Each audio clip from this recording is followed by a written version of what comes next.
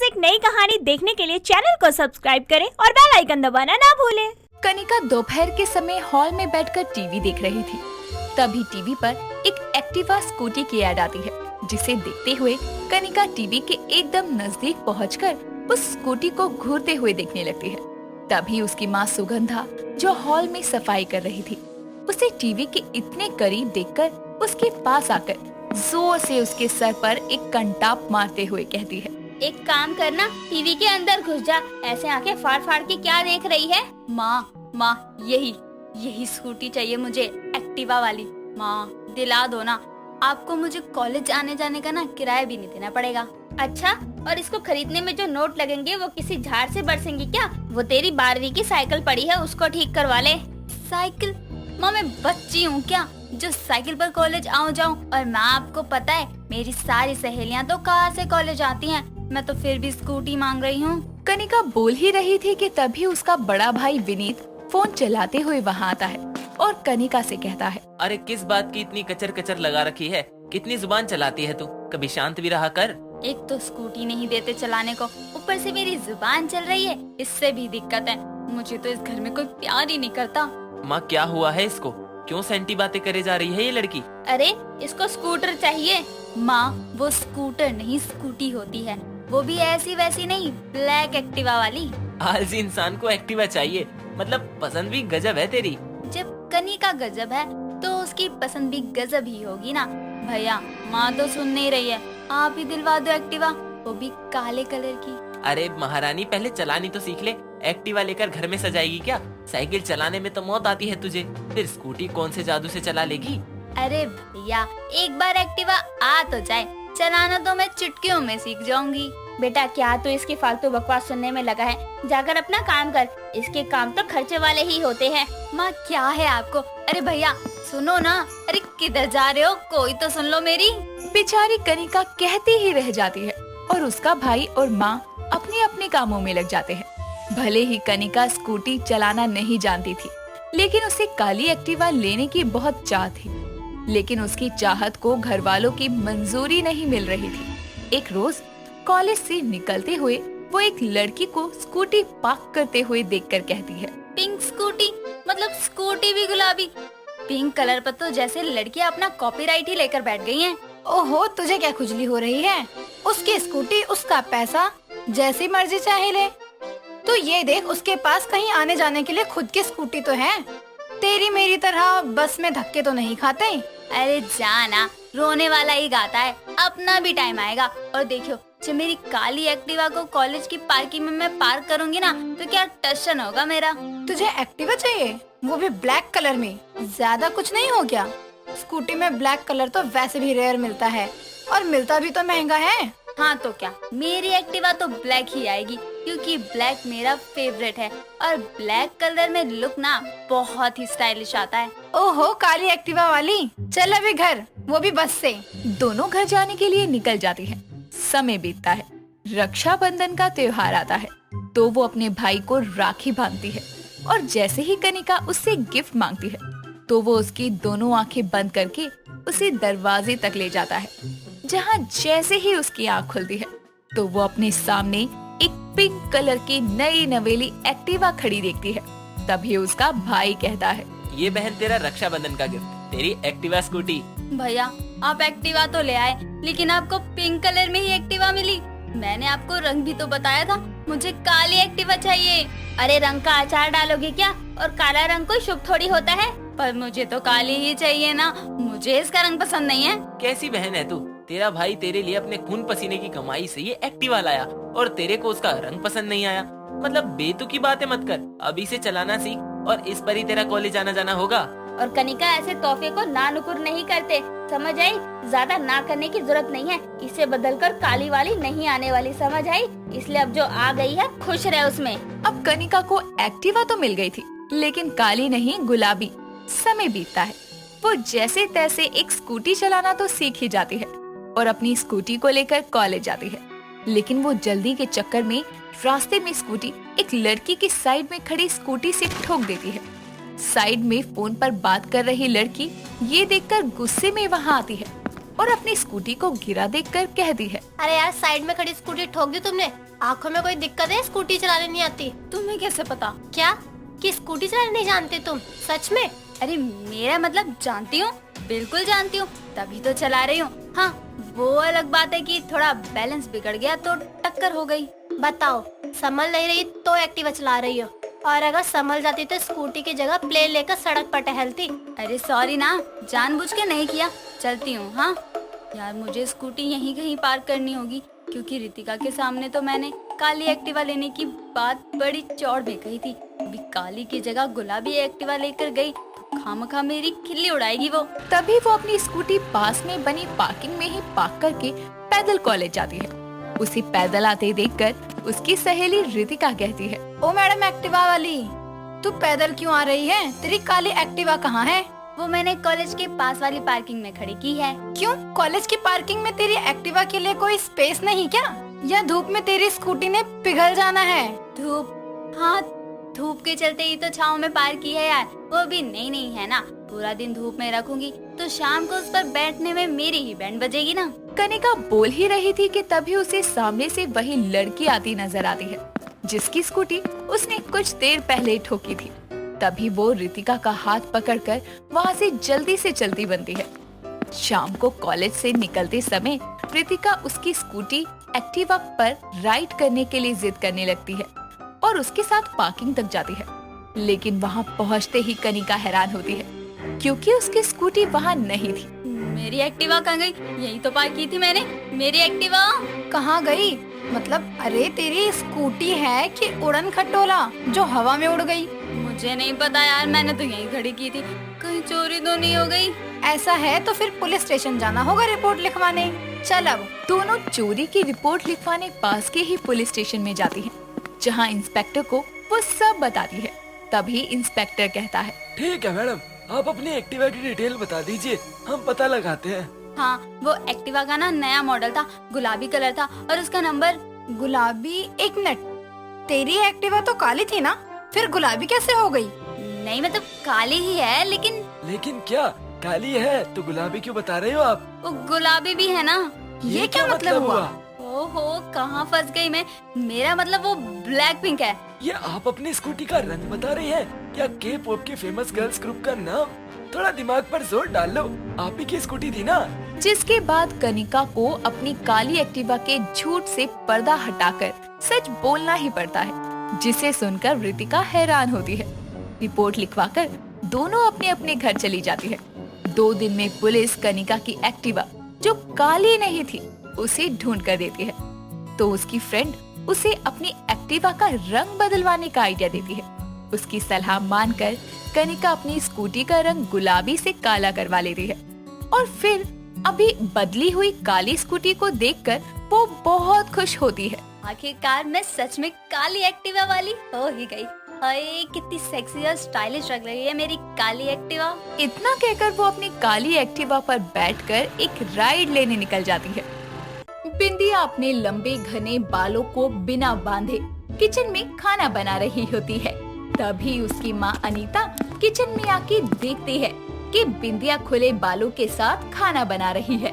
तभी वो उस पर गुस्सा करते हुए बोलती है, अरे ओ नालायक, अपनी नागिन से जुल्फों को कभी बांध भी लिया कर। तेरा एक आधा बाल खाने में चला गया तो? ओहो माँ, मेरे बाल झड़ते होते तो इतने घने ना होते, और मैं तो किचन में ऐसे ही काम करूँगी। बस तुझे तो काम न करने का बहाना चाहिए। हाय हाय, तेरे खुले बालों को देखकर तो मुझे गर्मी लग रही है। अरे नाच पिटी, ध्यान कहाँ है तेरा? देख, दाल जल गई। अरे माँ, मेरे घने बालों को देखकर तो पूरा मोहल्ला जलता है, ये तो बस दाल थी। बस कर ओ जुल्फों वाली देवी, जा तू अपनी जुल्फे सवार, खाना मैं बना लूंगी। सारी दाल का सत्यानाश कर दिया, निकल अब यहाँ से। हाँ हाँ, जा रही हूँ ना। तभी बिंदिया अपने जुल्फों को झटकते हुए किचन से बाहर चली जाती है। बिंदिया को अपने काले बालों से जितना प्यार था, उससे भी ज्यादा उसे अपने लंबे घने बालों पर घमंड था, जिसके कारण वो अपने बाल ज्यादातर खुले ही रखती। ऐसे ही एक दिन वो शीशे के सामने खड़ी हेयर स्टाइल बना रही होती है। तभी उसकी माँ कपड़े लेकर वहाँ आती है और बोलती है, ये ले, तेरे कपड़े अच्छे से धोए हैं मैंने, एक एक को अच्छे से तय लगाकर रख दे। और खबरदार जो बिना तय किए ऐसे ही अलमारी में ठूस दिए तो। ठीक है, उन्हें साइड में रख दो और मेरे बालों की साइड वाली चोटी बना दो। क्या बात है, आज कैसे बालों को बांधने की सूझ रही है तुझे? ऐसे ही बस मन कर रहा है, देखूं तो जरा मेरी चोटी कितनी मोटी बनती है। चलो ना बनाओ फटाफट। तभी अनीता कपड़ों को बेड पर रखकर उसके बालों की चोटी बनाने लगती है और कुछ देर बाद अनीता उसके बालों को एक तरफ कर साइड चोटी बना देती है, जिसे देखकर बिंदिया बोलती है, अब बोलो माँ, इतनी मोटी चोटी भला देखी है किसी की?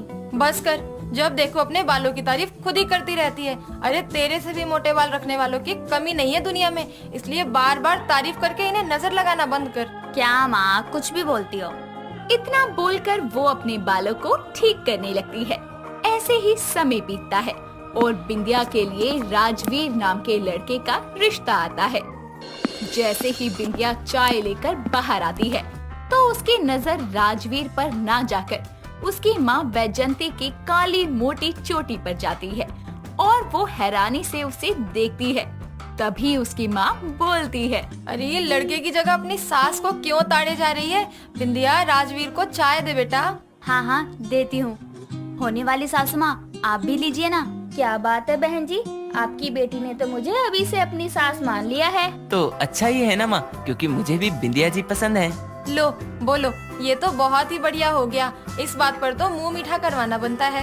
इतना बोलकर अनीता बैजंती को मिठाई खिलाती है और बिंदिया की नजर अब भी अपनी सास की चोटी पर ही होती है। कुछ ही समय में बिंदिया और राजवीर 7 फेरे लेकर शादी के बंधन में बंध जाते हैं और अपनी शादीशुदा जिंदगी की शुरुआत करते हैं। एक सुबह बिंदिया अपनी सास को चाय देने के लिए हॉल में आती है तो देखती है कि उसकी सास शीशा हाथ में पकड़े अपनी चोटी को संवार रही है। तभी बिंदिया मन में बोलती है, मुझे तो लगता था मेरे से घने बाल किसी के भी नहीं हो सकते, लेकिन अपनी सास की इस उम्र में भी इतनी मोटी चोटी देखकर लगता है कि माँ सही कह रही थी। बहू, अरे ओ बहू, कहाँ खो गई? हाँ, कुछ कहा आपने सासू माँ? हाँ, मैंने कहा कहाँ खो गई थी? अरे चाय भी दे दे अब। हाँ लीजिए ना सासू माँ। वैसे एक बात पूछूं आपसे? मुझसे क्या पूछना है तुझे? यही कि सासू माँ, इस उम्र में भी आपके बाल इतने लंबे और घने कैसे हैं कि आपकी चोटी इतनी मोटी बनती है? अरे बहू, ये सवाल तेरे अकेले का नहीं है, मेरी सारी पड़ोसनें भी मेरी मोटी चोटी का राज जानना चाहती हैं। लेकिन कोई राज हो तब बताओ ना। क्या मतलब सासू माँ? अरे बहू, मतलब यही कि स्वस्थ बाल रखने के लिए उनकी देखभाल करनी पड़ती है, जो हर कोई नहीं कर पाता। अपने बालों को ही देख ले, अच्छा है तो इनको खुला रखती है, अगर इनकी चोटी बनाने बैठी तो चूहे की पूंछ जैसे लगेंगे। अरे यार, ये तो मेरे अच्छे खासे बालों की बेइज्जती कर रही है। सासू माँ, माना मेरी चोटी आपकी चोटी जितनी मोटी नहीं बनेगी, पर इतनी पतली भी नहीं बनेगी। अब बहू, सच कड़वा होता है, लेकिन होता तो सच ही है ना। बता, इस उम्र में मेरी चोटी इतनी मोटी बनती है तो तेरी उम्र में कितनी मोटी होती होगी? वही तो सासू माँ, मैं आपकी बहू हूँ, तो आप मुझे अपनी इस मोटी चोटी का राज बताइए ना। अच्छा यही बता दीजिए, कौन सा तेल शैम्पू लगाती हैं आप? अरे अब तू भी पड़ोसनों की तरह करने लगी है, चल जाकर अपना काम कर। कहा तो कोई राज नहीं है, ये सब बस खाने पीने और देखभाल का नतीजा है। कितनी ठीक है सासू माँ, इतने प्यार से पूछा फिर भी नहीं बता रही। अरे इतना घमंड तो मुझ में भी नहीं है। इतना कहकर वो मुंह बनाते हुए वहाँ से चली जाती है। रात होने के बाद जब सब सोने चले जाते हैं तो बिंदिया भी किचन का सारा काम खत्म करके कमरे में जाती है, जहाँ राजवीर पहले ही खर्राटे लेकर सो रहा होता है। वो अपनी जुल्फें झटकते हुए बेड पर लेटने जाती है कि तभी उसके बाल राजवीर के मुंह पर आ जाते हैं और वो नींद से जाकर बोलता है, अरे तुमसे अपने बाल नहीं संभलते तो इन्हें बांध लिया करो ना, सारे बाल मुंह पर आ रहे हैं। ओहो, इतना क्या चिल्ला रहे हो, बाल ही तो हैं। हाँ तो माँ की तरह चोटी बना लिया करो ना। माँ के बाल तो तुमसे भी घने और मोटे हैं, पर वो बालों को संभालना अच्छे से जानती हैं। तुम्हारी तरह बालों को लहराती नहीं फिरती। देखो जी, मेरे सामने अपनी माँ की मोटी चोटी का बखान ना करो और चुपचाप सो जाओ। अरे क्या हो गया, तुम्हें भी माँ की चोटी से जलन होती है क्या? मुझे भी मतलब, आपको भी जलन होती है क्या? ओहो, मुझे क्यों जलन होगी, मैं तो बस पूछ रहा था तुमसे। अच्छा राजवीर, ये बताओ ना, बाल झड़ने की उम्र में सासू माँ की चोटी इतनी मोटी कैसे है? उनके बाल इतने घने कैसे हैं? ऐसा नहीं है कि माँ के बाल नहीं झड़ते थे, वो भी एक समय पर अपने झड़ते बालों से परेशान थी। फिर अचानक पता नहीं उन्होंने क्या लगाना शुरू किया कि उनके बाल पहले से भी ज्यादा घने हो गए। क्या लगाना शुरू किया? तुमने देखा नहीं या उनसे कभी पूछा? अरे यार, मुझे खुजली है क्या जो मैं ये बातें पूछूंगा उनसे? तुमको इतनी पड़ी है तो तुम खुद पूछ लो ना। हटो, सोने दो। इतना कहकर वो चादर तान कर सो जाता है और बिंदिया भी सोचते सोचते सो जाती है। अगले दिन बिंदिया कटोरी में तेल लिए अपनी सास के कमरे में जाती है और बोलती है, सासू माँ, आप अभी तक नहाई तो नहीं है ना? नहीं नहीं, बस जा रही थी। पर तू क्यों पूछ रही है? कुछ नहीं सासू माँ, वो मैंने सोचा आज आपके बालों में चंपी कर दूं। लाइए, खोलिए अपनी चोटी। अरे अरे, क्या जबरदस्ती है? मुझे नहीं करवानी कोई चंपी वंपी, और जरूरत नहीं है मेरी बालों को इसकी। अरे सासू माँ, जरूरत कैसे नहीं है? आप नहीं चाहती आपकी चोटी और मोटी हो, और वैसे भी आपको मैंने कभी कंघी करते हुए भी नहीं देखा। ऐसे बंदे बंदे तो आपके बाल और कमजोर हो जाएंगे। लाइए, आज मैं आपको मस्त चंपी देती हूँ। अरे क्या चंपी चंपी लगा रखा है? मुझे बालों में तेल लगाना पसंद नहीं है। चल अभी निकल, मुझे नहाने जाना है। इतना कहकर वो उसे कमरे से बाहर कर देती है और फट से उसके मुंह पर दरवाजा बंद कर देती है। तभी बिंदिया खुद से बोलती है, अरे मैंने सोचा बुढ़िया के तेल लगा दूंगी और इसी बहाने इनके बालों को छूकर भी देख लूंगी, पर सासू माँ ने तो अपने करीब भी नहीं आने दिया। कुछ तो बात जरूर है। जिसके बाद वो वहाँ से चली जाती है। ऐसे ही समय बीतता है। एक दिन पूरा परिवार पड़ोस में किसी की शादी में जाते हैं। तभी सबको डीजे पर नाचता देखकर बिंदिया अपनी सास से बोलती है, सासू माँ, चलिए ना, हम भी जाकर थोड़ा डांस कर लेते हैं। अरे बहू, तू जाना, मेरी कोई उम्र है मटकने की। अरे माँ, इतनी जिद कर रही हैं तो नाच लो ना थोड़ा। अपनी बहू और बेटे के कहने पर बैजंती डीजे पर जाकर नाचने लगती है। तभी वो नाचते हुए जोर से अपने सर को घुमाती है और तभी उसकी मोटी चोटी निकलकर बिंदिया के गले से लिपट जाती है और बिंदिया हैरानी से अपनी सास के सफेद और छोटे बालों को देखकर हैरान रह जाती है और चोटी को हाथ में पकड़े हुए जोर से बोलती है, हाय राम, यानी सास की मोटी चोटी नकली निकली। सासू माँ। तो इस तरह बिंदिया की सास की मोटी चोटी का सच सबके सामने आता है और सास की मोटी चोटी तो कभी असली ही नहीं थी। रमा और अर्जुन की शादी को पूरे 2 साल हो चुके थे। वो अपनी शादी से खुश थी, लेकिन अर्जुन के पास अक्सर उसके लिए टाइम नहीं रहता था। वो सिर्फ अपने मतलब से ही उससे बात करता। उसके इस बर्ताव से रमा बहुत परेशान हो चुकी थी, लेकिन वो फिर भी उसके साथ टाइम बिताने के लिए एफर्ट्स करती थी। ऐसे ही एक दिन रमा अर्जुन को नाश्ता देते हुए बोलती है, सुनिए, अगर कल आपको टाइम मिले तो क्या हम बाहर घूमने चले? नहीं, ऑफिस का बहुत बड़ा प्रोजेक्ट है, मेरे पास टाइम नहीं है। अच्छा, ऑफिस के बाद रात में कहीं डिनर पर चले? नहीं, तुम अंकित के साथ चली जाओ। नहीं, रहने दीजिए, मुझे नहीं जाना अब। जैसी तुम्हारी मर्जी। इतना बोलकर वो नाश्ता करके ऑफिस चला जाता है। घर के सभी लोग उसके साथ ज्यादा घुले मिले नहीं थे। घर में इतने लोग रहने के बावजूद उसको अकेलापन महसूस होता था। अगर कोई उससे बात भी करता तो सिर्फ काम के लिए। इन सभी चीजों से वो थोड़ा इरिटेट होने लगी थी।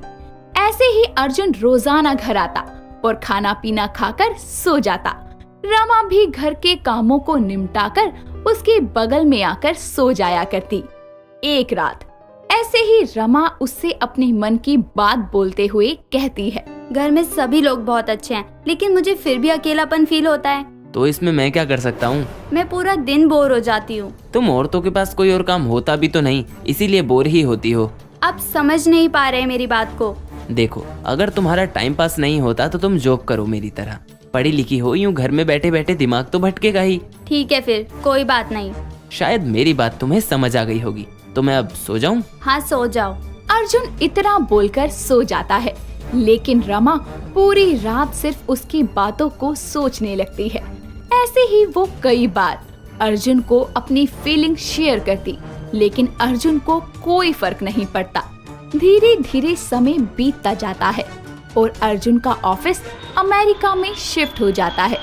जब ये बात रमा को पता चलती है तो वो बहुत खुश होती है और अपने मन में सोचती है, अब तो मैं अर्जुन जी के साथ अमेरिका में रहूंगी। कम से कम जो टाइम और प्यार मुझे यहाँ नहीं मिल सका, क्या पता मुझे वहाँ मिल जाए उनके साथ। शाम होने पर रमा उसकी पसंद का खाना बनाती है। जब अर्जुन घर आकर खाना खाने के लिए डाइनिंग टेबल पर बैठता है तो वो अपने मनपसंद के खाने की डिशेस को देखकर बोलता है, मैं जा रहा हूँ, इसीलिए तुमने मेरे लिए ये स्पेशल डिनर बनाया। आप जा रहे हो मतलब? मतलब क्या, मैं ही तो जा रहा हूँ सिर्फ। मेरा मतलब कि आपने सिर्फ अपनी टिकट्स बुक कराई हैं? अब क्या लिख के दूँ? ओह, मुझे लगा कि आप मुझे भी अपने साथ लेकर जाओगे। मैंने तो खामखा ही गलतफहमी पाल ली। क्यों, तुम्हें ऐसा क्यों लगा? तुम मेरी बिजनेस पार्टनर हो। यहाँ माँ, बहन और भाई तो है ना तुम्हारे साथ। हाँ, सब तो सही ही है, कोई दिक्कत नहीं है मुझे। जाओ, एंजॉय योर लाइफ। वैसे खाना बहुत अच्छा बनाया है तुमने। अर्जुन की बातें सुनकर रमा उदास हो जाती है और अपने कमरे में आकर रोने लगती है। वो बिना कुछ खाए पिए ही सो जाती है। अर्जुन भी थोड़ी देर बाद उसके बगल में आकर सो जाता है। अगली सुबह उठते ही अर्जुन अपने बैग्स लेकर फ्लाइट के लिए निकल जाता है। रमा उसे घर के बाहर छोड़ते हुए उसे अपना ख्याल रखने के लिए बोलती है। अर्जुन फ्लाइट में बैठकर अमेरिका पहुंच जाता है और वहां पहुंचने पर वो अपने कामों में जोरों शोरों से लग जाता है।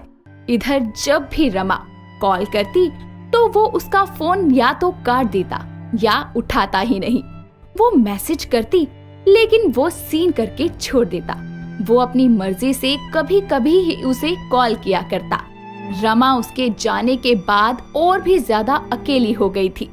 उसने अपने फोन पर इंस्टाग्राम की आईडी भी बनाई। उसे एक दिन किसी रवि नाम के लड़के का मैसेज आता है और वो उससे बातें करने लगती है। समय बीतने के साथ साथ उनकी दोस्ती बढ़ रही थी। अब उनकी बातें मैसेज से कॉल पर आ चुकी थी। वो अब अर्जुन को कॉल और मैसेज ना करके रवि से बात कर लिया करती थी। इन सभी बातों से अर्जुन को भी कोई फर्क नहीं पड़ता। ऐसे ही एक दिन रवि का कॉल आता है और वो उसका कॉल पिक करके बोलती है, हेलो। हेलो, कैसी हो?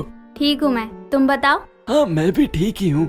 और क्या कर रही हो अभी? कुछ नहीं, मैं मेरी शादी की फोटो एल्बम देख रही थी। बहुत याद आ रही है अर्जुन की। हाँ, याद तो आ रही है, लेकिन तुम बताओ, तुम क्या कर रहे हो?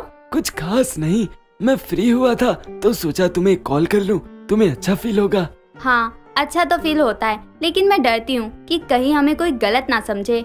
अरे गलत क्यों सोचेगा कोई, हम दोनों दोस्त हैं, बाकी मुझे कोई फर्क नहीं पड़ता दुनिया वालों से। लेकिन फिर भी मैं शादीशुदा होने पर भी किसी और से बात कर रही हूँ। ये कहाँ लिखा है कि शादी के बाद दोस्ती नहीं करनी चाहिए या फिर दोस्तों से बात नहीं करनी चाहिए? अगर मान लो अर्जुन ने कभी मेरा फोन चेक किया तो बोल देना, मेरा फ्रेंड है। सच में तुमसे बात करके मेरा मन हल्का हो जाता है। इट्स माई प्लेजर कि मैं किसी के काम तो आया। तुम्हारी वाइफ बहुत लकी होगी, तुम उसे टाइम दोगे, उसे प्यार करोगे। तुम्हारी फैमिली भी बहुत कोऑपरेटिव है। हाँ, मैं उसे बहुत प्यार करूँगा, लेकिन मुझे तुम्हारा समझ नहीं आता। अब तक जैसा चल रहा था क्या हमेशा ही ऐसा चलता रहेगा? मतलब ये कि अर्जुन का इग्नोरिंग बिहेवियर और सिर्फ मतलब से बात करना वगैरह वगैरह, ये कब तक झेलोगी तुम? अब मैं कुछ नहीं कर सकती, लेकिन पता है वो अगले महीने घर वापस आ रहे हैं। मैं बहुत एक्साइटेड हूँ। चलो अच्छी बात है, कम से कम उस रोबोट को देखकर ही तसल्ली कर लो। अच्छा, मैं चलता हूँ, अभी बॉस का मैसेज आया है। Okay bye, take care. You too, bye. इतना कहकर दोनों फोन रख देते हैं। ऐसे ही दिन बीतते हैं और 1 महीना गुजर जाता है। रमा अर्जुन का बेसब्री से इंतजार कर रही होती है कि तभी उसका कॉल आता है कि उसकी फ्लाइट कैंसिल हो गई है और अब वो 6 महीने बाद आएगा। ये सुनकर रमा फिर से उदास हो जाती है। वो जैसे तैसे रवि की दोस्ती के सहारे 6 महीने भी काट लेती है। इस बार 6 महीने बाद अर्जुन घर आता है। रमा उसकी बहुत केयर करती है। ऐसे ही रमा को अपने फोन पर चैटिंग करते देख और कॉल पर घंटों बातें करता देखकर अर्जुन को कुछ ठीक नहीं लगता। रमा के सो जाने के बाद वो उसका मोबाइल चेक करता है जिसमें रवि की चैट्स होती है। रमा के फोन कॉल रिकॉर्ड्स देखकर उसे बहुत गुस्सा आता है और वो उसका फोन तोड़ देता है। फोन टूटने की आवाज से रमा की नींद खुल जाती है और वो बोलती है। क्या हुआ आपको? मेरा फोन क्यों तोड़ दिया आपने? ये रवि कौन है? कब से चक्कर चल रहा है तुम्हारा इससे? जुबान संभाल कर बात कीजिए मुझसे। तेरी जुबान भी अब बोलने लगी। तुझे तो मैं... क्या करेंगे आप? मुझे मारेंगे तो मार दीजिए। आपके पास मेरे लिए कभी टाइम नहीं होता। अब मैं अपने किसी दोस्त से भी बात करूं तो भी आपको दिक्कत है। इतना सुनकर वो रमा को थप्पड़ मारता है, जिस पर रमा बहुत रोती है और अगली सुबह अपने मायके चली जाती है। धीरे धीरे टाइम बीतता रहता है और अर्जुन उसकी बातों और रवि के बारे में सोचता है। उसे खुद पर बहुत शर्मिंदगी महसूस होती है और वो खुद से बोलता है, मैंने रमा के साथ बहुत गलत किया। मैंने खामखा उस पर शक किया। रमा ऐसी बिल्कुल नहीं है। मैं ये बात क्यों नहीं समझ सका? मुझे उससे माफी मांगकर दोबारा इस घर में लाना होगा। इतना कहकर अर्जुन रमा के मायके जाकर उसे अपने साथ घर ले आता है।